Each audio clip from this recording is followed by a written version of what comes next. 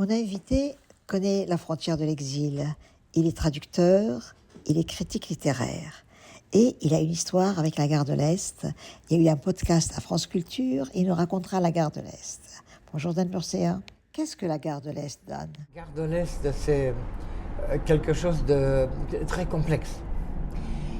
Pourquoi? Parce que normalement, une gare, c'est où on arrive, où on part. Oui. Quand on parle de la gare de l'Est et de l'exil, c'est donc un lieu, un endroit où on arrive, on pose ses bagages.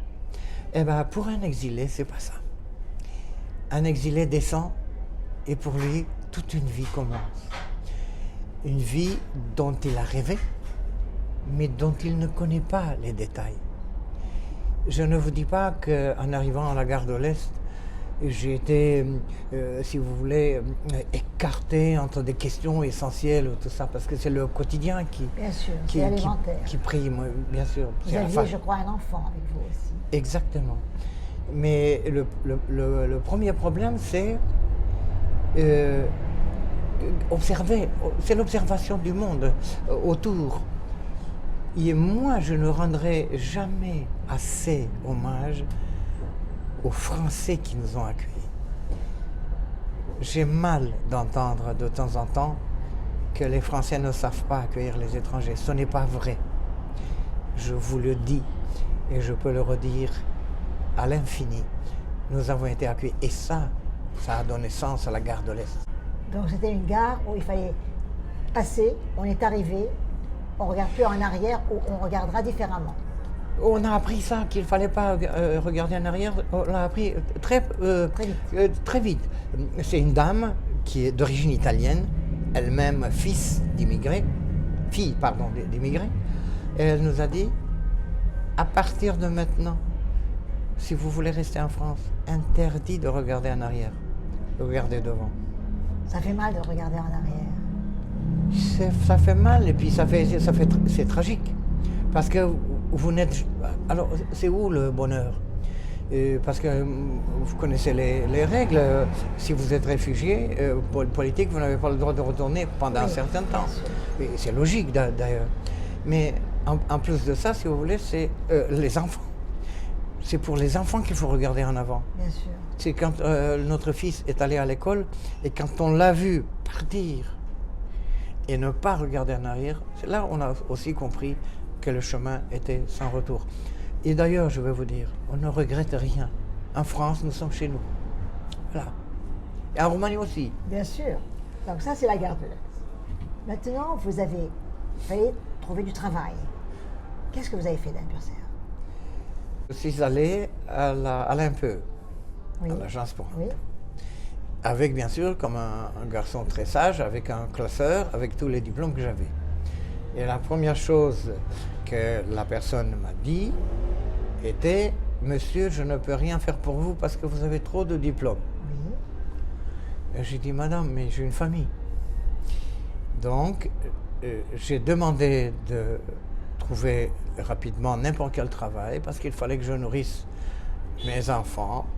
Mon épouse a fait de même.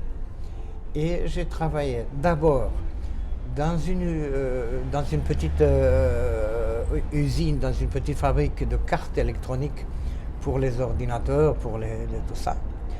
Et ensuite, dans une entreprise franco-américaine qui était dans l'industrie chimique. Là aussi, quand je me suis fait embaucher, quand j'ai postulé, le directeur des ressources humaines m'a demandé ce que j'avais fait en Roumanie. Et je lui ai dit que j'avais fait les lettres et que j'avais une spécialisation. Moi, j'ai été sincère, que j'avais une spécialisation en latin. Et il m'a regardé, il m'a dit, qu'est-ce que vous faites ici si vous avez une spécialisation en latin? Mais j'ai dit, on va parler en latin. Enfin, on a rigolé, mais ils ont été très, très gentils. Et ensuite, on m'a parlé d'office des publications de l'Union européenne. Parce que j'avais un collègue qui m'a dit, mais c'est pas ici que tu dois travailler, c'est là-bas.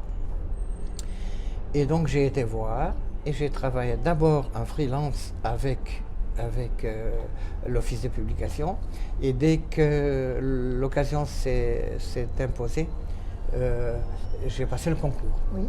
Donc j'ai passé le concours et j'ai intégré l'équipe multilinguistique du journal officiel du Parlement européen, où nous étions toutes les langues et nous travaillons ensemble. Voilà ce que je fais. Après, j'ai fini mon activité là-bas. Donc ça, c'est le côté de la traduction technique. Ça, c'est la traduction technique. Alors, pour la traduction littéraire, j'avais déjà commencé en Roumanie. Oui. J'avais déjà publié dans les revues littéraires de la Roumanie, sans autant de succès ni autant de persévérance. Parce que c'était pas ouvert comme Bien ça. sûr. Mais les relations que nous avions, surtout, si vous voulez, les relations avec mes professeurs de l'université. Parce qu'à un moment donné, je vous ai parlé de la spécialisation en latin. Il fallait intégrer un groupe de traduction de philosophie du Moyen Âge. Ça s'est pas fait parce que le régime, voilà. Le régime, bien sûr. Qu'est-ce que la traduction pour vous? La traduction littéraire, j'entends. Qu'est-ce que la traduction littéraire? C'est une porte entrouverte d'un, comment vous dire, vous êtes dans un mystère et vous en trouverez une porte vers un autre mystère. Les deux réalités ne se confondent pas. C'est faux de dire, par exemple, que la simple correspondance des mots pourrait faire une traduction. Il faut saisir donc ce qui est inaudible, ce qui est mystérieux, ce qui se cache derrière le langage dans chaque langue, bien sûr pour saisir les correspondances de mots, mais aussi le sens. Parce que lorsque vous avez affaire à la littérature, souvent les mots sont trompeurs. Il faut avoir l'expérience des deux langues. C'est trop facile. Il y a beaucoup de gens qui se disent bilingues. C'est faux. Si vous connaissez même 1000 mots, ça ne fait pas de vous un bilingue. C'est qu'il faut connaître la langue. Et moi, il m'a fallu quand même des années. Il faut connaître à fond, en profondeur, une langue. Avec tout. Grammaire, argot, tournure. Il faut que ça vous sonne à l'oreille tout de suite. Je peux vous donner un fragment, quelques vers d'une poésie. C'est une poésie d'un ami cher qui n'est plus de ce monde, mais un ami très cher. Il évoque la solitude engendrée par l'arrivée de l'automne. Oui. En roumain, ça donne ça. A venit toamna, acoperă-mi inima cu ceva, cu umbra unui copac, sau mai bine cu umbra ta. En français, ça donne l'automne est là, couvre-moi mon cœur, avec l'ombre d'un arbre, ou encore mieux, avec la tienne. J'ai peur de temps en temps. Ça, c'est après, c'est mi teamă uneori că o să-mi crească aripi până la nori. Souvent, j'ai peur que j'aurai des ailes qui vont me pousser jusqu'au ciel et que tu vas m'oublier. Voilà. C'est magnifique. Qu'est-ce qu'un critique littéraire aujourd'hui? C'est quelqu'un qui n'est pas ni un lecteur quelconque, qui ne fait ni un journal de lecteur, qui ne fait ni comment dire, un blog, qui ne fait ni de la promotion, ni de la vente de livres. Le vrai critique littéraire fait un travail très sensible de déchiffrage, de déchiffrement de l'œuvre littéraire dans ce qu'elle a de plus sensible, comme par exemple son style, comme par exemple sa manière de développer un récit, de construire une intrigue. Tout dépend maintenant des genres littéraires, bien sûr, s'il s'agit du théâtre ou du roman ou de la poésie. Mais en tout cas, de saisir ce que souvent même l'auteur ne pensait. C'est un travail très spécial. parce que, et je vous donnerai une citation d'un grand philosophe roumain, le travail du critique, c'est pas un travail d'intellectuel. Il dit, un critique littéraire ne veut pas se montrer qui est savant, qui est intellectuel, qui sait beaucoup de choses, qu'il a beaucoup lu. Le travail d'un critique, d'un vrai, c'est de saisir la beauté humaine qui réside dans un livre pour qu'il prenne l'exemple de cette beauté et qu'il puisse agrandir sa confiance dans les autres. Voilà. C'est magnifique. Écoutez, je trouve ça très beau.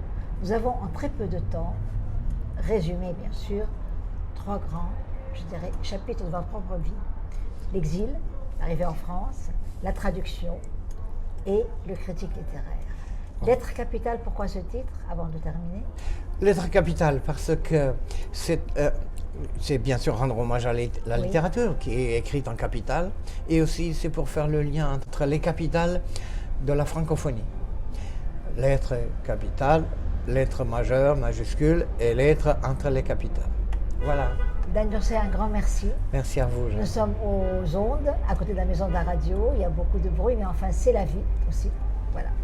Donc, on a eu un entretien en lettres capitales aujourd'hui. Exactement. Merci beaucoup. Merci à vous. Une question encore, et je termine, j'ai oublié de vous la poser. Votre livre préféré, je crois, c'est 100 ans de solitude. Il vous a beaucoup appris. Pourquoi? Mon livre préféré, oui, c'est 100 ans de solitude, parce que c'est un livre invraisemblable, si profond. Moi, c'est le livre, comme j'ai l'habitude, comme j'ai le plaisir de dire, c'est un livre sur l'homme essentiel. L'essence humaine est là. Dans ce livre. À ce livre. Et vous revenez souvent à ce livre? Je reviens souvent. J'ai l'habitude de revenir sur des livres, oui, sur des lectures, mais je reviens souvent avec une soif de beauté. Quand j'ai soif, foisonne.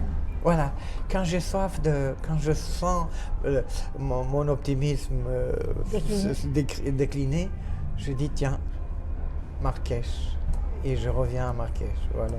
Et étant adolescent, il y avait un autre livre. Oui, je vous dirais ça. Bon, enfin, c'est un livre qui m'a plu beaucoup, qui m'a impressionné quand j'étais jeune. C'est une biographie romancée, on va dire, de Robin des Bois. Oui. J'étais fasciné par cet homme courageux, honnête, etc., etc. Je me disais, tiens, il faut être dans la vie, il faut être comme ça. Robin des Bois. Voilà. Un Robin des Bois, enfin... Bien sûr, bien sûr. Voilà. En tout cas, un grand merci, vraiment. C'est à moi. Nous avons voulu faire quelque chose de bref. On va bien sûr, plus tard, aller plus loin sur la traduction en particulier. On aura probablement une très belle soirée de traduction. Je vous remercie infiniment, Dan Bursey. C'est moi qui vous remercie infiniment. Un grand merci. Merci. C'était Dan Bursey en lettres capitales, invité de Jeanne Orient.